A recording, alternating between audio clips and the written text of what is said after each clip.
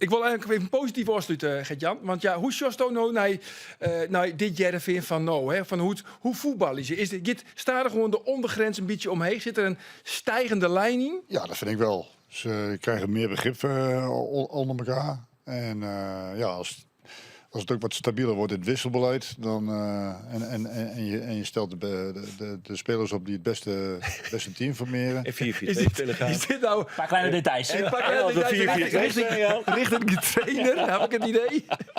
Nou ja, het leuke was wel, toen dat tot stand kwam met Joris en Willemsen, toen zei ik na de wedstrijd, ik zei, nou, dat moet je maar zo laten staan. Nou, toen was Veldman nog zoiets van, dat zullen we dan nog wel zien. Maar gelukkig deed hij dat de volgende wedstrijd wel. Dat pakte weer goed uit.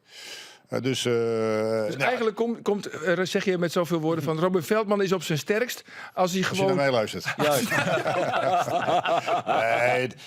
Nee, dat bedoel ik niet. Nee, maar ik zie wel progressie. En dat is wel een tijd geleden geweest dat ik dat gezien heb.